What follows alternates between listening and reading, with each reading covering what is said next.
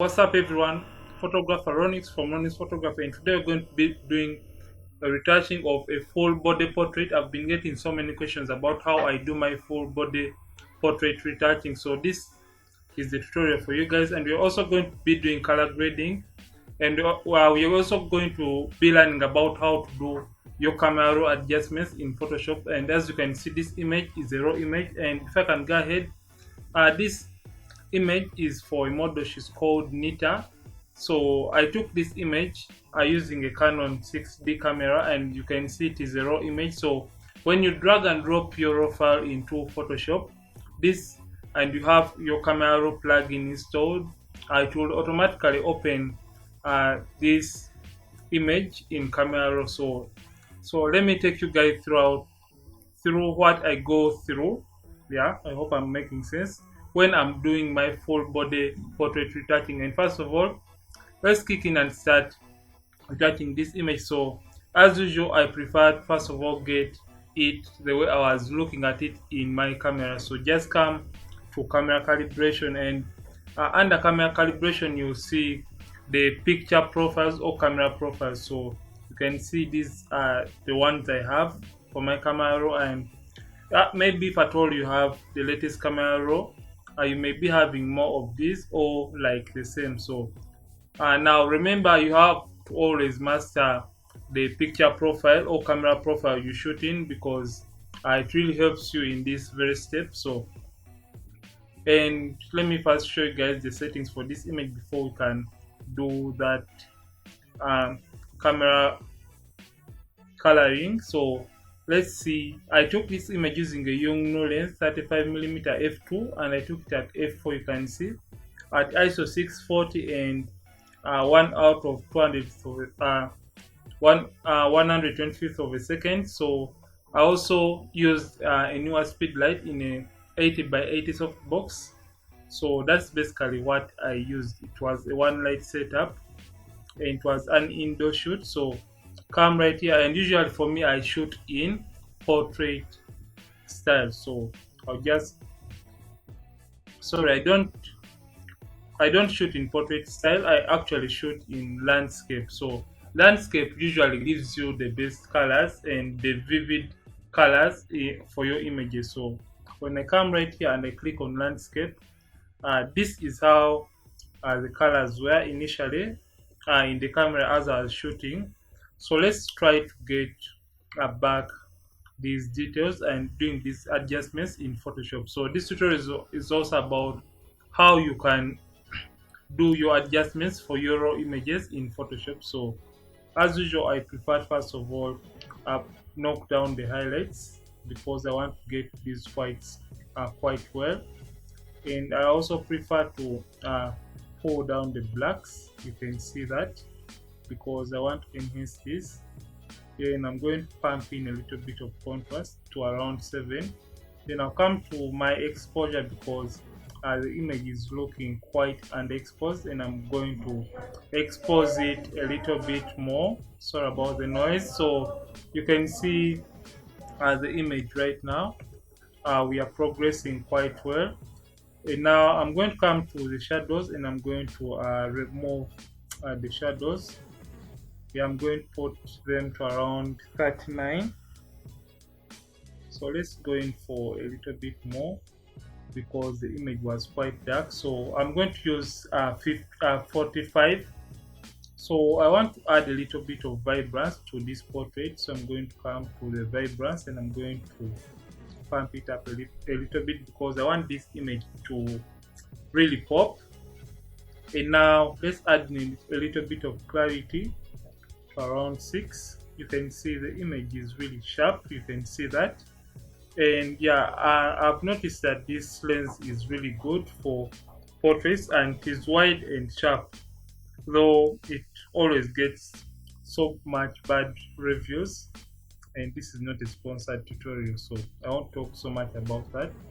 And now this is our image right now. So you're going to open this image in Photoshop. So just click right here after you're done doing these adjustments.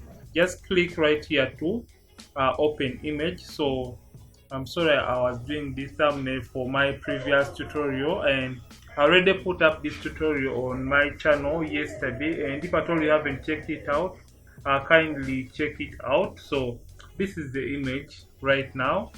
So let's try and see if at all we can crop it in a ratio of 4 by 5, because we want so much more emphasis onto the model and get rid of this space. So I think that is fine. Let's try to label it. I think this is fine, so let's click enter. So we got our crop tool because we want it to fit into the Instagram screen. So right now we are done with this. So as usual, we are going to be using the mixer brush tool in Photoshop, and we are also going to be doing frequency separation for this particular image. So maybe I would have gone into the details about frequency separation and how you do everything, but that will be for another day. So we're going to be using the frequency separation action, and for those who would need the action, I'm going to put the link in the description so that you can download and install this frequency separation action into your Photoshop to fasten your skin retouching in Photoshop. So click right there and now click play.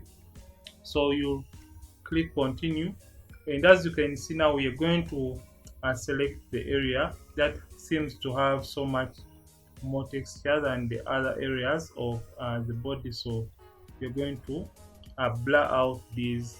Make sure you slide this until you see less of the skin texture. I think we're going to go in for around 7. Yeah, we can still see the details, but we have blurred out the texture. So click OK, and now when you're done with that, just click continue. And I already showed you guys how to install your Photoshop actions into Photoshop. So we are done with our frequency separation, and as usual, we are going to open this group and select the high frequency layer, and now come and create the black and white. And so what this does, it shows us where the skin tones are not perfect. So just come to the red channel and now darken it a little bit. So I think that is fine. And now come to your low frequency layer and get your mixer brush tool right here. Right click and get your mixer brush tool. If you don't have it there, it is under the brushes. Right click on the brushes and you get it. For the settings, clean brush, make sure this right here is checked or selected. And for the wetness, we're going to be using 10% because we don't want the image to look plastic. The load 75, the mix at 90, and the flow at 100. Make sure sample all layers is not checked. Make sure you are on your low frequency layer or the color layer for those who may be having a different name. Increase your brush by using the bracket on the keyboard. So we're going to zoom in onto the face so that we can have so nice and precise mixing of these skin tones. So remember, when using a mixer brush tool, we are trying to blend the transitions between the skin tones and having that quite perfect transitions between the skin in Photoshop. So let's do this, and now we are now kind of evening out the tones. And remember, as usual, when you're mixing, make sure you mix the midtones alone, the highlights alone, and the shadows alone. So just do that. You can see right now, and when you're doing this, make sure you keep on turning the black and white layer on and off to see about the progress for your retouching. So let's turn it off and see what we have done so far. So this is the before after. You can see it is subtle but looking beautiful. So turn back the black and white layer on. So let's do this. You can really take your time, so let me try to be fast because I don't want to waste your time anymore, because most of you may be knowing these steps because it has been like an anthem for me on this tutorial. And I hope you guys have learned from my tutorials. And yeah, always give us feedback. Yeah, give me feedback, sorry, but it's us. Remember, it is me and you. Without you, this channel wouldn't be existing. So you're using the mixer brush tool. So, and for the other areas, you can just get your brush and just blend these areas, just blend them. So you can see I'm mixing, we have some white shadow here, and now I'm mixing this shadow alone, and I'm going to come to this highlight and I'm going to blend it alone. So I'm not dragging from the highlights to the shadows. I'm making sure I remain within the borders of that particular area I am trying to blend or mix. So let's see the progress right now. By turning off the black and white layer, just turn it off and click on the eye icon. You can see before, after, before, after. And now zoom out because we want to have something really nice and precise. So let's also try to blend these tones right here. And now we are going to add shine and glamour to this image. So stick around as we enhance it and make it really nice and beautiful, because we would like to enhance these highlights to give them a more professional touch or look. So let's zoom in and blend here. So remember, mixing the highlights alone and the midtones alone to get rid of that skin imperfection caused by the skin tone transitions in our image. So I think this is fine. Let's try to zoom in a little bit down here and we'll see what we can do here. So if at all you're learning, make sure you subscribe to this channel, because yeah, it is your subscription that keeps us and helps us grow. And you can as well share this link. So I think we are done with doing the mixing. You can see when I turn this off, you can see before, after, before, after. You can see that we have even blended this blemish or the scar which was there. So let's do a little bit of blemish removal by first of all deleting this right here, and you're going to be using the spot healing tool, spot healing brush tool in Photoshop. So let's remove, make sure you're on your high frequency layer, and now dab over the blemishes you want to remove, and you can as well clean the cloth for our model. You can just clean and remove those tiny spots if you really have the time on you. So I think this is fine, and now we're going to add a little bit of shine and a glam to this image, and yeah, let's do that right now. So we're going to be using dodging and burning in Photoshop, and just come right here, and for the action I'm going to be giving you guys these actions for free so that you can fasten your skin retouching process in Photoshop. So click on the action and just play it right here. So let's turn off our frequency separation, because it kind of flattens the image when you're doing your frequency it flattens the image when you're doing your skin retouching. So let's for this image we are only going to be using dodge because we want these highlights to be evident. So get your brush tool, make sure white is on top, or you can just toggle right here to get on top, to get it on top, sorry. And now for the opacity we are going to be using an opacity of 12%. So make sure the black mask is selected, and zoom in a little bit to be precise. And now paint over the area that has a highlight. You can see we had this highlight right here. And now let's come to this area and we enhance this highlight. Let's come to the thigh and we enhance that. Then we can come right down here and try to enhance this a little bit more. So right now what we're doing, we are like enhancing or making these highlights pop for this image. So let's zoom in a little bit because we want to apply this beautiful effect on the face. So let's come right here. We have this highlight, so let's enhance it. I think that is fine. So let's come to the chin area and we enhance there too. So let's do a little bit of burning to enhance this area right here just once. And yeah, I think right now it is fine. So let's turn back the frequency separation layer on and delete this black and white layer by dragging it to the trash icon. And now you can see before after we have enhanced this.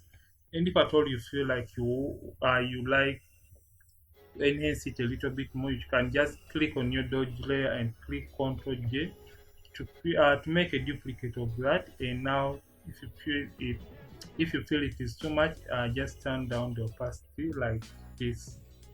I think this is fine. And now there is some area we didn't blend really well, so come back to your frequency separation and click on this layer, get your mixer brush tool, and let's blend this area. You can see it had been missed out. I think that is fine. Now let's do a little bit of eye whitening before we can color grade this image. Or let's first of all, let's color grade the image before we can do the eye whitening, because I know there are people waiting for to see how I do my color grading. So first of all, we are going to add a little bit of contrast to this image. So click on brightness and contrast and activate use legacy. And now we're going to be using 5 for this. And now come to selective color, and this is where the magic really takes place or happens. So hold the cyan, add cyan to the reds, make sure you're on the red channel, and come to the yellows and add yellows to the reds. You can see right now the image is popping. So we're going to come to the black channel too, and now darken our blacks even more. Then come to the yellow channel, and you can see when you play around with this what happens. So you're going to add a little bit of warmth to the yellows, around 2 can do. And now we're going to come to the gradient map and click on this color right here, and now select Sapphire Antique, this color right here. And now if at all you don't have all these color swatches, click on the gear icon and select photographic toning. So when you select this and click append, so I think that is fine. So we're going to click OK and come to the blending, and now we're going to be using this time around soft light. So remember, we want to warm up this image a little bit more. So come to the opacity and now reduce on the opacity of this effect, because it was initially too much. So you can see right now, but remember our image has been really darkened. So you're going to correct this in our camera raw in Photoshop. So you're going to start create a stamp visible layer by clicking Shift Alt Ctrl E on the keyboard, Shift Alternate Ctrl E on the keyboard to create a stamp visible layer for all we have done. Then duplicating this layer, Ctrl J, and now come to filter, then come to camera raw filter. So here we are right now. The image, remember, is dark, so we want to enhance it or brighten it up a little bit more. So let's brighten it up because it was initially a dark image. And now come to the shadows too and pump the shadows up, and we can as well pull up the whites around 3. And now we can come back to the highlights and pull them down. Then let's do a little bit more of color grading by coming to camera calibration, and let's play around with these sliders to see what really works best for us. And let me come to this green channel, and I see what it has for me. So I'm just playing around with these sliders. Okay, now let me come to the blue primaries. I think this looks beautiful. So let me come right here and I'm going to pump down the highlights for this portrait. I think this looks beautiful.